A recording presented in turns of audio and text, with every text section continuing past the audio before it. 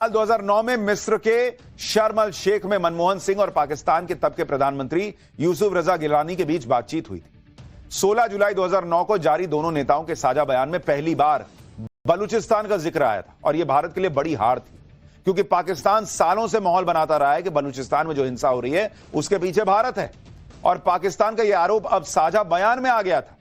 यही भारत से बड़ी भूल हो गई थी, क्योंकि वो मौका था जब भारत को पाकिस्तान से मुंबई हमले का हिसाब लेना था। लेकिन पाकिस्तान बातचीत में बलूचिस्तान का मुद्दा जॉइंट स्टेटमेंट में ले आया, दुनिया को मैसेज दिया कि भारत भी उसके यहां आतंकवाद फैला रहा है।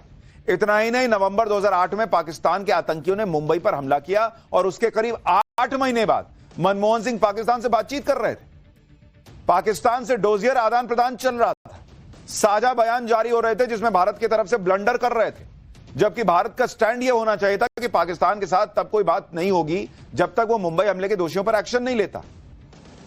आप सोचिए, उस ज्वाइंट स्टेटमेंट में दोनों नेता इस बात पर राजी हुए थे कि दोनों देशों के लिए आतंकवाद सबसे बड़ा खतरा है।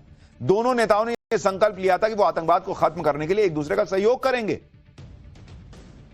किस बात का सहयोग करोगे भाई? आपने तो यह मान लिया कि इसका मतलब पाकिस्तान जो है वो पीड़ित देश है। यह कांग्रेस ने किया था मुंबई हमले के बाद, और आज उनको इंदिरा गांधी याद आ रही है। आज इन लोगों को जो है वो सीज फायर में मजा नहीं आ रहा है। पाकिस्तान में घर में घुस के ठोक दिया, इन लोगों को जीत नहीं दिख रही है। इतना ही नहीं, उस बयान में मनमोहन सिंह ने पाकिस्तान से मुंबई हमले के आतंकियों पर कार्रवाई करने को कहा, तो पाकिस्तान ने उन्हें भरोसा दिया कि उनसे जितना संभव होगा वो करेंगे। पाकिस्तान के प्रधानमंत्री ने उस वक्त मनमोहन सिंह को मुंबई हमले की जांच के लिए एक अपडेटेड डोजियर सौंपा और मनमोहन सिंह से अतिरिक्त जानकारी मांगी, जिस पर मनमोहन सिंह ने कहा कि वो इसका रिव्यू करेंगे। मतलब वो ये माने बैठे थे कि पाकिस्तान अपने यहां के आतंकी जो उसने खुद भेजे उन पर एक्शन लेगा। ये मनमोहन सिंह थे, ये कांग्रेस की सरकार थी जिन्हें घर में घुस के ठोक दिया, तो सीज फायर क्यों किया, ये क्यों किया, वो क्यों किया, आज सवाल पूछ रहे हैं। कहानी यहां भी खत्म नहीं हुई। दोनों नेताओं ने यह भी तय किया कि वो आतंकवाद के मुद्दे पर रियल टाइम और पुख्ता जानकारी साझा करेंगे। मतलब जो देश आतंकवाद फैला रहा है, कांग्रेस की यूपीए की सरकार मान रही थी कि वो उनको बताएगा कि कब मेरे आतंकी आने वाले हैं, सुनिए हम भेज रहे हैं। और उन्होंने माना कि बातचीत ही एकमात्र विकल्प है आगे बढ़ने का। इतना ही नहीं, आतंकवाद पर एक्शन और बातचीत को अलग अलग कर दिया गया। मनमोहन सिंह ने कह दिया कि वो पाकिस्तान के साथ सभी मुद्दों पर चर्चा करने को तैयार हैं, जिसमें पिछले मुद्दे भी शामिल हैं। आप सोचिए बॉस, इस तरह की सरकार थी इस देश में जो पाकिस्तान को ठोकना तो दूर, पाकिस्तान से बातचीत कर रही है, ज्वाइंट स्टेटमेंट में बलूचिस्तान ले आ रही है। ऐसा लग रहा है दोनों आतंकवाद से पीड़ित देश हैं। पाकिस्तान का कॉलर पकड़कर उससे आतंकवाद पर जवाब मांगने की बजाय उसके साथ बातचीत बढ़ाने की बातें करने वाले लोग आज पूछ रहे हैं कि सीज फायर क्यों किया। इधर कांग्रेस राजनीति कर रही है, उधर पीएम मोदी देखिए जो कर रहे हैं वो आपको चौंका देगा। पाकिस्तान को ग्लोबल लेवल पर एक्सपोज करने के लिए भारत अलग अलग देशों में अपने सांसद भेजने जा रहा है। सांसदों के इस दल में अलग अलग पार्टी के नेता होंगे।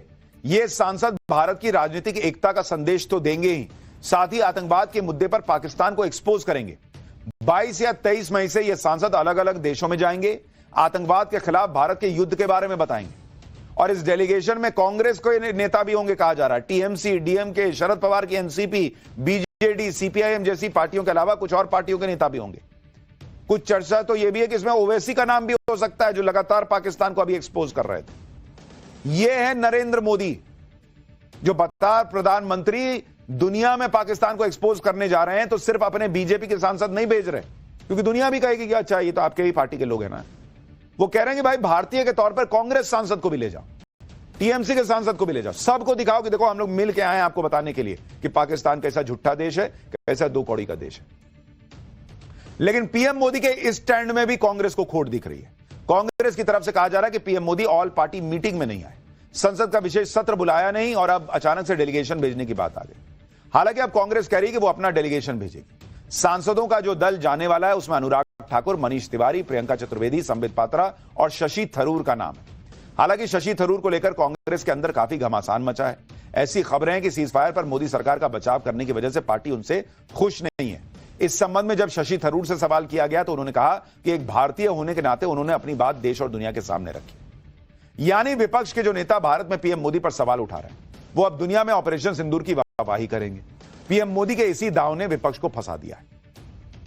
आप यह भी देखिए कि विदेश नीति को लेकर पीएम मोदी पर सवाल उठाने वाली कांग्रेस खुद कितनी कंफ्यूज है। देश में पाकिस्तान के मददगार तुर्की के संपूर्ण बॉयकॉट की मांग चल रही है। लेकिन कांग्रेस से जब तुर्की के बॉयकॉट पर सवाल पूछा गया तो नेता इधर उधर माइक करने लग गए थे, जो मैंने आपको कल दिखाया था। अब आप यह भी देखिए, उसे रावलपिंडी से हटाया जा रहा है। रिपोर्ट्स में दावा है कि पाकिस्तानी सेना के हेडक्वार्टर को अब राजधानी इस्लामाबाद में शिफ्ट किया जाएगा। खबर यह भी है कि पाकिस्तानी फौज ने रावलपिंडी में अपने हेडक्वार्टर में बोरिया बिस्तर समेटना शुरू कर दिया है। और जिस असीम मुनीर के बारे में खबरें चल रही थी कि वो भारतीय हमलों से डरकर बंकर में छिप गया था, वो असीम मुनीर भी रावलपिंडी छोड़कर इस्लामाबाद शिफ्ट हो चुका है। यानी पाकिस्तान की सेना अपना हेडक्वार्टर बदलने जा रही है, उसका हेडक्वार्टर होगा। भारत कभी भी रावलपिंडी में आर्मी हेडक्वार्टर को निपटा सकता है, इसलिए असीम मुनीर ने आर्मी हेडक्वार्टर को इस्लामाबाद शिफ्ट करने का फैसला किया। खबर है कि असीम मुनीर तो भारत के हमलों के बाद से रावलपिंडी में अपने दफ्तर गया ही नहीं है। यह है भारत का डर, जो असीम मुनीर के चेहरे पर अभी तक अभी पिक्चर बची हुई है। तो यह मामला चल रहा है। सुनिए एक बार रक्षा मंत्री। कि ऑपरेशन सिंदूर अभी खत्म नहीं हुआ है। जो कुछ भी हुआ है वह सिर्फ एक ट्रेलर मात्र था। अब जब समय आएगा, जब भी सही समय आएगा, तो हम पूरी पिक्चर भी दुनिया को दिखाएंगे। रक्षा मंत्री राजनाथ सिंह ने तो क्लियर कट कह दिया है कि पाकिस्तान के लिए अभी अटैक हो गया, भारत के ऊपर पाकिस्तान का ड्रोन अटैक चल नहीं पाया। तो तुम किस बात का जश्न मना रहे हो? पाकिस्तान के पत्रकार तक कह रहे हैं कि शहबाज शरीफ को तो नाकामी की मुबारकबाद देने की। डेली टेलीग्राफ ने ऐसा कोई लेख ही प्रकाशित नहीं किया जिसमें पाकिस्तान के एयरफोर्स की तारीफ की हो। वायरल हो रही तस्वीर एआई से बनाई गई है, आर्टिफिशियल इंटेलिजेंस से, जिसे जानबूझकर गलत खबर फैलाने के लिए तैयार किया गया। यह वहां का हाल है भाई। डिप्टी पीएम झूठ बोल रहा है संसद में खड़े होकर। पाकिस्तान यही सब झूठ बोलते बोलते इस हाल में पहुंच गया कि खाने को दाने नहीं। पाकिस्तान का यही चलता रहा तो नरेंद्र मोदी और भी बहुत कुछ छीन लेंगे, क्योंकि सिंधु जल समझौता रद्द करने के बाद पाकिस्तान प्यासा मरने की कगार पर पहुंच गया है।